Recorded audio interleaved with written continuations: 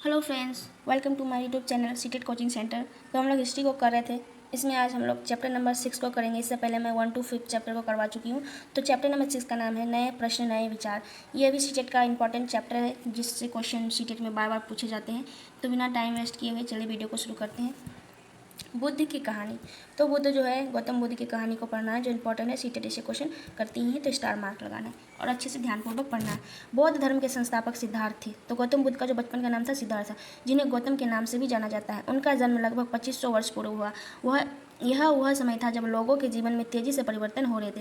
जैसा कि तुम अध्ययन 5 में पढ़ चुके हो कि महाजनपदों में कुछ राजा इस समय बहुत शक्तिशाली हो गए थे। हजारों सालों के बाद फिर से नगर उभर रहे थे। गांव के जो जीवन में भी बदलाव आ रहा था, जिसको हम लोग आगे पढ़ेंगे। बहुत से विचारक इन परिवर्तनों को समझने का प्रयास कर रहा था। वे जीवन के सच्चे अर्थ को भी जानना चाह रहे थे। कुछ बुद्ध जो क्षत्रिय थे अर्थात शाक्य नाम के एक छोटे से गण से संबंधित थे। तो इस क्वेश्चन को याद रखना है कि बुद्ध क्या थे। बुद्ध जो थे क्षत्रिय थे, परंतु वो जो है शाक्य नामक एक छोटे से गण से संबंधित थे। युवावस्था में ही ज्ञान की खोज में उन्होंने घर के सुखों को छोड़ दिया। अनेक वर्षों तक भ्रमण करते रहे, अन्य विचारों के साथ मिलकर चर्चा करते रहे। उसके बाद है अंततः ज्ञान की प्राप्ति के लिए उन्होंने स्वयं को ही रास्ता ढूंढने का निश्चय किया।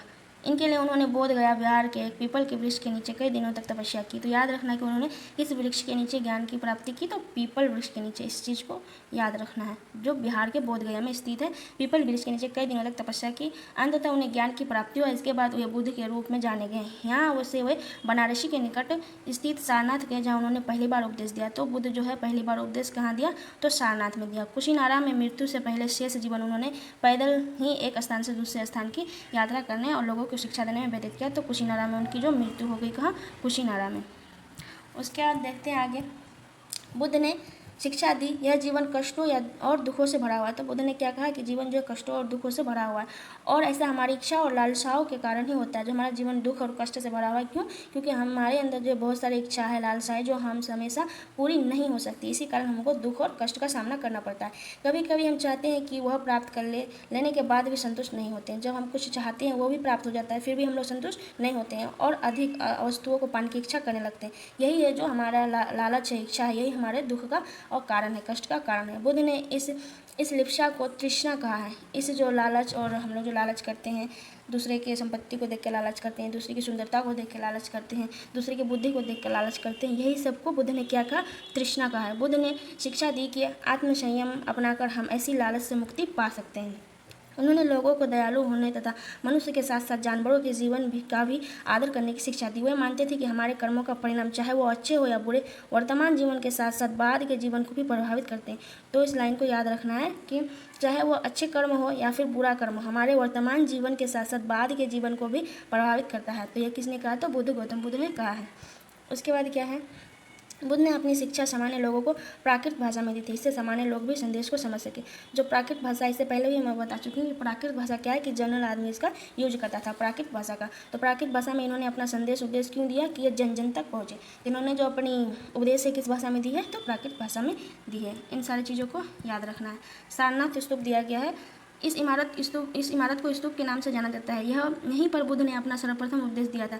इस घटना को स्मृति में यहाँ स्तूप का निर्माण किया गया है, जो आप लोग देख सकते हैं, सारनाथ का स्तूप दिया हुआ है।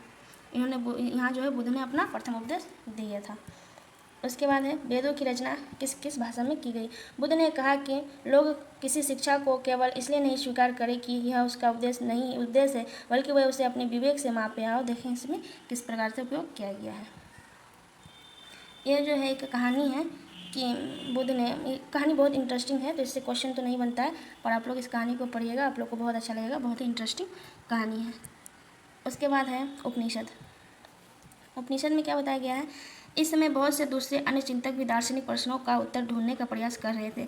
उनमें से कुछ मृत्यु के बाद भी जीवन के बारे में जानना चाहते थे, जबकि अन्य यज्ञों की उपयोगिता के बारे में जानने को उत्सुक थे। इनमें से अधिकांश चिंतकों का यह मानना था कि वह विश्व में कुछ ऐसा है जो अस्थायी है और जो मृत्यु के बाद भी बचा रहता है। उन्होंने इसका वर्णन आत्म तथा ब्रह्मा अथवा सार्वभौम आत्मा के रूप में किया। वे मानते थे कि अंततः आत्मा ही ब्रह्म का रूप है। ऐसे कई विचारों का संकलन उपनिषदों में हुआ है। उपनिषद उत्तर वैदिक ग्रंथों का ही हिस्सा था। उपनिषद का शाब्दिक अर्थ होता है गुरु के समीप बैठना। तो उपनिषद का अर्थ जो है डायरेक्टली सीटेट में पूछा गया है और आगे भी पूछा जा सकता है। उपनिषद का शाब्दिक अर्थ क्या होता है? तो गुरु के समीप बैठना। इन ग्रंथों में अध्यापकों और विद्यार्थियों के बीच बातचीत का संकलन किया गया है। प्रायः विचार सामान्यतः वार्तालाप के रूप में प्रस्तुत किया जाता था। उसके बाद आगे देखना है, ये भी एक कहानी है, बुद्धिमान भिखारी, भी अच्छा कहानी है, आप लोग एक बार पढ़ लीजिएगा। इन सारे से क्वेश्चन पूछे नहीं जाते पर क्वेश्चन दिया हुआ है कहानी, तो आप लोग इसका लुत्फ उठाइए, लाभ उठाइए, आप लोग पढ़िएगा। उसके बाद है, इन चर्चाओं में भाग लेने वाले अधिकांश पुरुष ब्राह्मण तथा राजा होते थे। कभी कभी गार्गी, अपाला, घोष, मैत्री जैसी स्त्री विचारकों का भी उल्लेख मिलता है जो अपनी विद्वानता के लिए जानी जाती थी और वाद विवाद में भाग लिया करती थी।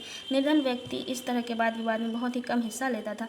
इस तरह का एक प्रसिद्ध अपवाद सत्यकाम जावला का है। सत्यकाम जावला का नाम उसकी दासी माँ के नाम पर रखा गया था। सत्यकाम के मन में सत्य जानने की तीव्र जिज्ञासा उत्पन्न हुई। गौतम नामक एक ब्राह्मण ने उन्हें एक विद्यार्थी के रूप में स्वीकार किया तथा वह अपने समय में सर्वाधिक प्रसिद्ध विचारकों में से एक बन गया।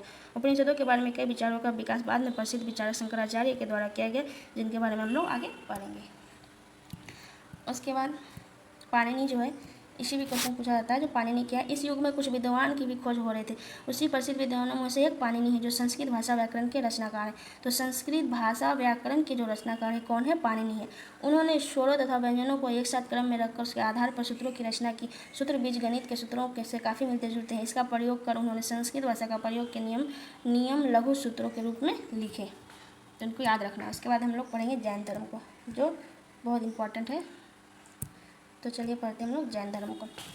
इस युग में अर्थात 2500 वर्ष पूर्व जैन धर्म के 24वें तथा अंतिम तीर्थंकर वर्धमान महावीर ने भी अपने विचारों का प्रसार किया। वह बज्जी संघ के लिच्छवी कुल के एक क्षत्रिय राजकुमार थे। तो क्या थे? बज्जी संघ के लिच्छवी कुल के एक क्षत्रिय राजकुमार थे। इस संघ के विषय में हमने पिछले पाठ में पढ़ा है कि 30 वर्ष की आयु में उन्होंने जब घर को त्यागा और जंगल में रहने लगे, 12 वर्ष तक उन्होंने कठिन एकांकी जीवन व्यतीत किया। उसके बाद उन्हें ज्ञान की प्राप्ति हुई। उनकी शिक्षा सरल थी। सत्य जानने की इच्छा रखने वाले प्रत्येक स्त्री व पुरुष को अपना घर छोड़ देना चाहिए। उन्हें अहिंसा के नियमों का कड़ाई से पालन करना चाहिए, अर्थात किसी भी जीव को ना तो कष्ट देना चाहिए और ना ही उसकी हत्या करनी चाहिए। महावीर का कहना था, सभी जीव जीना चाहते हैं, सभी के लिए जीवन प्रिय है। महावीर ने अपनी शिक्षा प्राकृत में दी है। तो गौतम बुद्ध ने भी अपनी शिक्षा जो है प्राकृत भाषा में दी है और महावीर ने भी अपनी जो शिक्षा दी है प्राकृत भाषा में दी है। बहुत सारी चीज़ें जो दोनों धर्म का मिलता जुलता है। तो आप लोग इस दोनों धर्म को एक साथ लिख करके, यहाँ पे जैन धर्म, यहाँ पे बौद्ध धर्म लिख के इन दोनों का सिमिलरिटी है, आप लोग याद रखिएगा। कन्फ्यूज़न क्रिएट होता है इन सब चीज़ों में। यही कारण है कि साधारण जन भी उसके तथा उनके अनुयायियों की शिक्षाओं को समझ सके। देश के अलग अलग हिस्सों में प्राकृत अलग अलग रूप से प्रचलित था। प्रचलन क्षेत्र के आधार पर ही उनके अलग अलग नाम थे। जैसे मगध में बोली जाने वाली थी प्राकृत मगधी कला थी। जो मगध में बोली जाती थी प्राकृत भाषा, उसको क्या कहा जाता था? मगधी कहा जाता था। जैन नाम से जाने गए महावीर के अनुयायियों को भोजन के लिए भिक्षा मांगकर सादा जीवन बताना पड़ता था। ये लोग जो भोजन के लिए क्या करता था? भीख मांगते थे, भिक्षा मांगते थे। उन्हें पूरी तरह से ईमानदार होना पड़ता था तथा चोरी न करने की उन्हें सख्त हिदायत थी। उन्हें ब्रह्मचार्य का पालन करना पड़ता था। पुरुष को वस्त्रों से सब कुछ त्याग देना पड़ता था। जो ये थे नग्न अवस्था में अपना भिक्षा मांग के अपना जीवन यापन करते थे। उसके बाद अधिकांश व्यक्तियों के लिए कड़े नियमों का पालन करना बहुत कठिन था। फिर भी हजारों व्यक्तियों ने इस जीवन शैली को जानने और सीखने के लिए अपने घरों को छोड़ दिया। कई अपने घरों पर ही रहे और भिक्षुनी बने लोगों को भोजन प्रदान कर उसकी सहायता करते रहे। मुख्यतः व्यापारियों ने जैन धर्म का समर्थन किया। किसानों के लिए इन नियमों का पालन करना अत्यंत कठिन था, क्योंकि फसल की रक्षा के लिए उन्हें कीड़े मकोड़ों को मारना पड़ता था। बाद की सदियों में जैन धर्म उत्तर भारत के कई हिस्सों के साथ साथ गुजरात, तमिलनाडु और कर्नाटक में भी फैल गया। महावीर तथा उनके अनुयायियों की शिक्षा शाब्दिक तथा मौखिक रूप से रही। वर्तमान रूप में उपलब्ध जैन धर्म की शिक्षाएं लगभग 1500 वर्ष पूर्व गुजरात के वल्लभी नामक स्थान पर लिखी गई थी। तो जैन शब्द का क्या होता है, अर्थ क्या निकलता है? तो जैन शब्द जिन शब्द से निकला। जैन शब्द जो है जीन शब्द से निकला, जिसका अर्थ होता है विजेता। तो जैन शब्द का अर्थ क्या होता है? विजेता। महावीर के लिए जीन शब्द का प्रयोग क्यों हुआ था, तो इसका आप लोग पता लगाइए। उसके बाद है संघ। संघ भी इंपॉर्टेंट है। तो क्या बताया गया संघ में? महावीर तथा बुद्ध दोनों का ही मानना था कि घर का त्याग करने पर ही सच्चे ज्ञान की प्राप्ति हो सकती है। ऐसे लोगों के लिए उन्होंने संघ नामक संगठन बना, जहाँ पर घर का त्याग करने वाले लोग एक साथ रह सके। जैसे हम लोग अभी हॉस्टल में रहते हैं पढ़ाई करने के लिए घर को छोड़ करके, तो उस टाइम वो लोग भी रहता था घर का त्याग करके पढ़ाई और शिक्षा प्राप्त करने के लिए। तो इसको क्या कहा गया? संघ कहा गया। इसकी शॉर्टकट को क्या कहा गया? संघ। तो इसको याद रखना। संघ नामक संगठन बनाया जहाँ घर का त्याग करने वाले लोग एक साथ रह सके। संघ में रहने वाले बौद्ध भिक्षुओं के लिए बनाए गए नियम विनय पिटक नामक ग्रंथ में मिलता है। तो संघ में रहने वाले बौद्ध भिक्षुओं के लिए जो रूल रेगुलेशन था वो किसमें है? विनय पिटक नामक ग्रंथ में मिलता है। विनय पिटक से हमें पता चलता है कि संघ में पुरुषों और स्त्रियों को रहने के लिए अलग अलग व्यवस्थाएं थी। यह जो व्यक्ति संघ में प्रवेश ले सकते थे। हालांकि संघ में प्रवेश लेने के लिए बच्चों को अपने माता पिता से, दासों को अपने स्वामी से और राजा के यहाँ काम करने वाले लोगों को राजा से तथा कर्जदारों को अपने देनदारों से अनुमति लेनी होती थी, या स्त्री को इसके लिए अपने पति की अनुमति लेनी होती थी, तभी ये लोग संघ में प्रवेश कर सकते थे। उसके बाद है संघ में प्रवेश लेने वाले स्त्री पुरुष बहुत सादा जीवन जीते थे। वे अपना अधिकांश समय ध्यान करने में बिताते और दिन के एक निश्चित समय में वे शहरों तथा गांवों में जाकर भिक्षा मांगते। यही कारण है कि उन्हें भिक्षु तथा भिक्षुनी साधु के लिए प्राकृत शब्द कहा गया है। वे आम लोगों को शिक्षा देते थे और साथ ही एक दूसरे की सहायता करते भी थे। किसी तरह की आपसी लड़ाई का निपटारा करने के लिए वे प्राय बैठकों में ही क्या करते थे? संघ में प्रवेश लेने वालों में ब्राह्मण, क्षत्रिय, व्यापारी, मजदूर, नई निकाय तथा दास शामिल होते थे। इनमें से कई लोगों ने बुद्ध की शिक्षाओं के विषयों में लिखा तथा कुछ ने संघ में अपने जीवन के विषयों में सुंदर कविताओं की रचना की। उसके बाद है विहार। विहार क्या है? जैन तथा बौद्ध भिक्षु पूरे साल एक स्थान से दूसरे स्थान घूमते हुए उपदेश दिया करते थे। केवल वर्षा ऋतु में जब यह यात्रा करना कठिन हो जाता था तो वे एक स्थान पर निवास करते थे। ऐसे समय में वे अपने अनुयायियों द्वारा उद्यानों में बनवाए गए अस्थायी निवासों में अथवा पहाड़ी क्षेत्रों में प्राकृतिक गुफाओं में रहते थे। जैसे जैसे समय बीतता गया, भिक्षु भिक्षुणियों ने स्वयं तथा उनके समर्थकों ने अधिक अस्थायी शरण स्थलों की आवश्यकता का अनुभव किया। तब कई शरण स्थल बनाए गए जिन्हें विहार कहा गया। आरंभिक विहार लकड़ी के बनाए गए तथा बाद में इनका निर्माण ईंटों का प्रयोग से होने लगा। पश्चिमी भारत में विशेषकर कुछ विहार पहाड़ियों की खोद कर बनाया गया था। प्रायः किसी धनी व्यापारी, राजा अथवा भूस्वामी द्वारा दान में दी गई भूमि पर विहार का निर्माण होता था।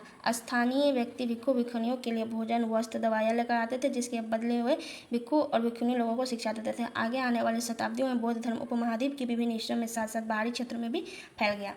इस समय बौद्ध की एक नई विचारधारा महायान का विकास हुआ। इसकी दो विशेषताएं थी। पहले मूर्तियों में बुद्ध की उपस्थिति सिर्फ कुछ संकेतों के माध्यम से दर्शाई जाती थी। मिसाल के तौर पर उनकी निर्माण प्राप्ति को पीपल के पेड़ की मूर्ति द्वारा दर्शाया जाता था।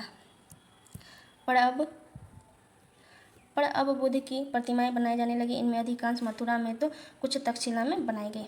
दूसरा परिवर्तन बोधिसत्व में आस्था को लेकर आया। बोधिसत्व उन्हें कहते हैं जो ज्ञान प्राप्ति के बाद एकांतवास करते हुए ध्यान साधना कर सकते हैं, लेकिन ऐसा करने के बजाय वे लोग शिक्षा देने और मदद करने के लिए सांसारिक परिवेश में ही रहना ठीक समझने लगे। धीरे धीरे बोधिसत्व की पूजा काफ़ी लोकप्रिय हो गई और पूरे मध्य एशिया, चीन और बाद में कोरिया तक तथा जापान तक भी यह फैल गई। बौद्ध धर्म का प्रसार पश्चिमी तथा दक्षिणी भारत में हुआ, जहाँ बौद्ध भिक्षुओं के रहने के लिए पहाड़ों में दर्जनों गुफाएं खोदी गई थी। बौद्ध धर्म दक्षिण पूर्व की ओर से श्रीलंका, म्यांमार, थाईलैंड तथा इंडोनेशिया सहित दक्षिण पूर्व एशिया के अन्य भागों में भी फैला। थेरवाद नामक बुद्ध धर्म का आरंभिक रूप से इन क्षेत्रों की कई अधिक प्रचलितता थी। और तीर्थयात्री जो थे, क्या था इसमें? तीर्थयात्री वे स्त्री पुरुष होते थे जो प्रार्थना के लिए पवित्र स्थानों की यात्रा करते थे। इस तरह भारत की यात्रा पर चीनी बौद्ध तीर्थयात्री फ़ान काफ़ी प्रसिद्ध था। करीब वह 1600 साल पहले आया। ह्वेन-त्सांग जो था 1400 साल पहले आया था। उसने करीब 50 साल बाद ईस्ट-सिंह आया था। वे सब जो बौद्ध के जीवन से जुड़ी जगहों पर, प्रसिद्ध मठों पर देखने के लिए भारत आए थे। इनमें से प्रत्येक तीर्थयात्री ने अपनी यात्रा का वर्णन में लिखा। इन्होंने अपनी यात्रा के दौरान में आई मुश्किलों के बारे में लिखा। इन यात्राओं में कई वर्ष लग जाते थे। जिन देशों और मठों को उन्होंने देखा उनके बारे में उन्होंने लिखा और उन किताबों के बारे में उन्होंने लिखा जिन्हें वो अपने साथ ले गए थे। तो सारी चीज़ें याद रखना। उसके नालंदा शिक्षा का एक विशिष्ट केंद्र था। तो नालंदा को अभी अच्छे रूप से बनाया गया है फिर से। तो नालंदा के बारे में पढ़ते हैं। ह्वेन-त्सांग तथा अन्य तीर्थयात्री ने उस समय के सबसे प्रसिद्ध बौद्ध विद्या केंद्र नालंदा, जो बिहार में स्थित है, अध्ययन के लिए आया था। उसने नालंदा के बारे में इस प्रकार लिखा है कि यहाँ के शिक्षक योग्यता तथा बुद्धि में सबसे आगे हैं। बुद्ध के उपदेशों का वह पूरी ईमानदारी से पालन करते हैं। मठ के नियम काफ़ी सख्त हैं जिन्हें सबको मानना पड़ता है। पूरे दिन वाद विवाद चलती रहती है जिससे युवा और वृद्ध दोनों एक दूसरे की मदद करते हैं। विभिन्न शहरों से विद्वान लोग अपनी शंकाएं दूर करने के लिए यहाँ आते हैं और अन्य आगंतुक से पहले द्वारपाल ही कठिन प्रश्न पूछते हैं। उन्हें अंदर आने की अनुमति तभी मिलती है जब वो द्वारपाल के सही उत्तर दे पाते हैं। 10 में 7-8 सही उत्तर नहीं दे पाते हैं। 10 में से 7-8 सही उत्तर नहीं दे पाते हैं। तो इन सारी चीज़ों को जो है इन्होंने अपनी पुस्तक में लिखा है। आश्रम का मतलब क्या होता है? जीवन चरण आश्रम। आश्रम शब्द का तात्पर्य होता है जीवन का एक चरण से। ब्रह्मचर्य, गृहस्थ, वानप्रस्थ तथा संन्यास नामक 4 आश्रमों की व्यवस्था थी। तो किन किन आश्रमों की व्यवस्था थी? तो 4, ब्रह्मचर्य, गृहस्थ, वानप्रस्थ तथा संन्यास। ब्रह्मचर्य के अंतर्गत ब्राह्मण, क्षत्रिय तथा वैश्य से यह अपेक्षा की जाती थी कि इस चरण के दौरान वे सादा जीवन बिताकर वेदों का अध्ययन करेंगे। गृहस्थ आश्रम से क्या तात्पर्य था? कि इसके अंतर्गत उन्हें विवाह कर एक गृहस्थ के रूप में रहना होता था। वानप्रस्थ के अंतर्गत उन्हें जंगल में रहकर साधना करनी थी। अंततः उन्हें सब कुछ त्याग कर सन्यासी बन जाना था।